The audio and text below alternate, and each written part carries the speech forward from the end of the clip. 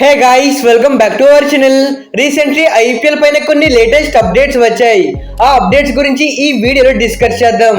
ఇక first update Punjab Kings team నుండి వచ్చింది. 2 days back PBKS team Ricky Ponting ని తమ హెడ్ కోచ్ గా అపాయింట్ చేశారు. అయితే 2 months back Delhi Capitals team Ricky Ponting ని తమ హెడ్ కోచ్ పొజిషన్ నుండి రిమూవ్ చేశారు. తిను ఢిల్లీ ఫ్రాంచైజ్ కి 7 years హెడ్ కోచ్ గా వర్క్ చేశాడు. మరి అలాంటి కోచ్ ని ఏ టీం తీసుకుంటుంది అని చాలా వరకు డిస్కషన్ జరిగాయి. ఫైనలీ పంజాబ్ టీం ఇతన్ని హెడ్ కోచ్ గా తీసుకున్నారు. అయితే ఈఎస్పీఎల్ లో వచ్చిన రిపోర్ట్ ప్రకారం రిక్కీ పాంటింగ్ ని Punjab team management 4 years contract కి తీసుకున్నారు. బికాస్ ఆఫ్ పీబీకేస్ టీం కి మల్టిపుల్ ఓనర్స్ ఉండడంతో టీం ఓనర్స్ అంతా ఒక అండర్స్టాండింగ్ వచ్చి ఇతన్ని లాంగ్ కాంట్రాక్ట్ కి తీసుకున్నారు. ఒక విధంగా ఇది పంజాబ్ టీం నుండి గుడ్ మూవ్ అనే చెప్పుకోవాలి.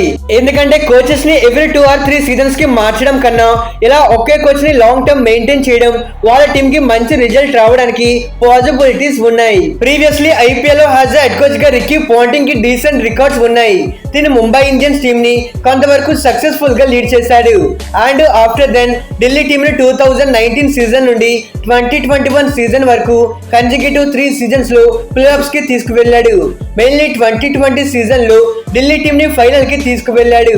మరి దీని పంజాబ్ టీం కి హెడ్ కోచ్ గా అపాయింట్ అయ్యాక వాళ్ళ రిమైనింగ్ కోచింగ్ స్టాఫ్ గురించి క్లారిటీ లేదు. వాళ్ళకి లాస్ట్ సీజన్ లో హెడ్ కోచ్ గా ఉన్న ట్రెవర్ బెల్లిస్ ని కంటిన్యూ చేస్తారా లేదా, అలానే వాళ్ళ head of the cricket development గా ఉన్న Sanjay Bangar and bowling coach గా ఉన్న కార్లెల్ అండ్ స్పిన్ బౌలింగ్ కోచ్ గా ఉన్న సునీల్ జోషి వీళ్ళందరినీ కంటిన్యూ చేస్తారా లేదా కొత్త కోచింగ్ స్టాఫ్ ని తీసుకుంటారా అనేది మనం చూడవలసి ఉంది. మరి పాంటింగ్ పంజాబ్ కి హెడ్ కోచ్ గా అపాయింట్ అయ్యాక ఆ ఫ్రాంచైజీ పైన కొన్ని కామెంట్స్ చేశాడు. అతనికి హెడ్ కోచ్ గా ఆపర్చునిటీ ఇచ్చిన పంజాబ్ టీం కి తన గ్రేట్ఫుల్ థ్యాంక్స్ చెప్పాడు. అండ్ అప్కమింగ్ సీజన్స్ లో న్యూ ఛాలెంజెస్ ని ఫేస్ చేయడానికి చాలా ఎక్సైట్ గా ఉన్నట్టు పాంటింగ్ చెప్పుకొచ్చాడు. అలానే పంజాబ్ టీం మేనేజ్మెంట్ తో అతనికి గ్రేట్ కన్వర్జేషన్ జరిగిందని తను మాట్లాడాడు. At the same time future లో పంజాబ్ టీం ని ఎలా ముందుకు తీసుకువెళ్లాలో తన విజన్ కూడా పంజాబ్ టీం కి చెప్పినట్టు ఆ పంజాబ్ మేనేజ్మెంట్ కూడా దానికి ఇంప్రెస్ అయినట్టు పాంటింగ్ చెప్పుకొచ్చాడు. ఈవెన్ ఓవర్ ది సీజన్స్ నుండి ఆ ఫ్రాంచైజ్ కి సపోర్ట్ చేస్తున్న పంజాబ్ ఫ్యాన్స్ కూడా రాబోయే సీజన్ నుండి డిఫరెంట్ పంజాబ్ ని చూడబోతున్నారు అని ఆ ఫ్యాన్స్ కి ప్రామిస్ చేశాడు. అయితే రిక్కీ పాంటింగ్ పంజాబ్ టీం కి 4 years వర్క్ చేసే థర్డ్ హెడ్ కోచ్ అనమాట. ప్రీవియస్లీ ఇద్దరు హెడ్ కోచెస్ వీళ్ళకి 4 years వర్క్ చేశారు. ఈ లిస్ట్ లో రిక్కీ పాంటింగ్ వాళ్ళ థర్డ్ హెడ్ కోచ్. మరి పాంటింగ్ ముందు ఉన్న first challenge next mega auction retention కోసం పొటెన్షియల్ ప్లేయర్స్ ని రిటైన్ చేసుకోవాలి. దట్టు వీళ్ళ దగ్గర చాలా మంది యంగ్ టాలెంటెడ్ ప్లేయర్స్ ఉన్నారు. ఫ్యూచర్ ని మైండ్ లో పెట్టుకొని ది బెస్ట్ ప్లేయర్స్ ని షార్ట్ లిస్ట్ చేయాలి. ఇక సెకండ్ అప్డేట్ కు వెళ్లే ముందు ఇలాంటి ఐపీఎల్ ఇంట్రెస్టింగ్ కంటెంట్ కోసం మన ఛానల్ ని సబ్స్క్రైబ్ చేసి పక్కనే ఉన్న బెల్ ఐకాన్ ని ఆల్ లో పెట్టుకోండి.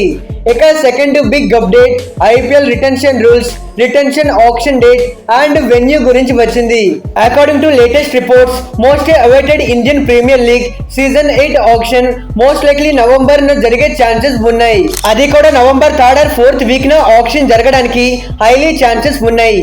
ఇట్ మీన్స్ నవంబర్ 20th నుండి నవంబర్ 13th మధ్యన ఆక్షన్ జరగడానికి ఛాన్సెస్ ఉన్నాయి. అయితే ప్రతిసారి ఆక్షన్ డిసెంబర్ మిడ్ స్టేజ్ అంటే డిసెంబర్ 15th నుండి 20th మధ్యలో జరుగుతుంది. కానీ ఇది మెగా ఆక్షన్ కాబట్టి కాస్త ముందుగానే కండక్ట్ చేయాలి అని బీసీసీఐ భావిస్తున్నారు. అయితే మనలో చాలా మంది ఐపీఎల్ రిటెన్షన్ రూల్ గురించి వెయిట్ చేస్తూ ఉన్నారు. లాస్ట్ 2 months నుండి బీసీసీఐ ఈ రిటెన్షన్ రూల్స్ ని డిలే చేస్తూనే వస్తున్నారు. కానీ ఈ మంత్ ఎండింగ్ కి ఈ రిటెన్షన్ రూల్స్ ని అఫీషియల్లీ అనౌన్స్ చేసే ఛాన్సెస్ ఉన్నాయి. ఇక టీమ్స్ ఎవరిని రిటైన్ చేసుకోవాలి అండ్ ఎవరిని రిలీజ్ చేయాలి అనే ప్లే రిటెన్షన్ రూల్స్ ని నవంబర్ 15th వరకు బీసీసీఐ డెడ్ లైన్ విధించింది. మరోసారి అర్థమయ్యేలా చెప్పాలి అంటే ఈ మంత్ ఎండింగ్ కి ఐపీఎల్ ఆక్షన్ రూల్స్ వస్తాయి. నవంబర్ 15th లోను ఆ రూల్స్ ని బట్టి టీమ్స్ వాళ్ళకి కావాల్సిన ప్లేయర్స్ ని రిటైన్ చేసుకొని అవసరం లేని ప్లేయర్స్ ని ఆక్షన్ కి రిలీజ్ చేయాలి. నవంబర్ 15th తర్వాత అక్కడ నుండి 1 or 2 weeks తర్వాత ఐపీఎల్ మెగా ఆక్షన్ ఉంటుంది. ఈ విధంగా ఆక్షన్ ప్రాసెస్ ఉంటుంది. ఇక ఆక్షన్ వెన్యూ విషయానికి వచ్చేస్తే గత సీజన్ లాగానే ఈ సీజన్ కూడా ఆక్షన్ ని ఓవర్సీస్ లో కండక్ట్ చేయడానికి ఆల్రెడీ బీసీసీఐ ఫ్రాంచైజ్ తో మాట్లాడారు. అకార్డింగ్ టు క్రిక్ బజ్ ఈసారి ఆక్షన్ ని మిడిల్ ఈస్ట్ కంట్రీలో నిర్వహించాలి అని బీసీసీఐ భావిస్తుంది. లాస్ట్ ఆక్షన్ దుబాయ్ లో జరిగిన సంగతి మనందరికీ తెలిసింది. ఆ విధంగానే ఈసారి ఆక్షన్ కూడా మరో గల్ఫ్ సిటీలో నిర్వహించడానికి హైలీ ఛాన్సెస్ ఉన్నాయి. దట్ టు దోరా ఆర్ అబుదాబి. ఈ రెండు సిటీస్ లో ఒక దానిలో ఆక్షన్ నిర్వహించడానికి మోస్ట్ ఆఫ్ ది పాసిబిలిటీస్ ఉన్నాయి.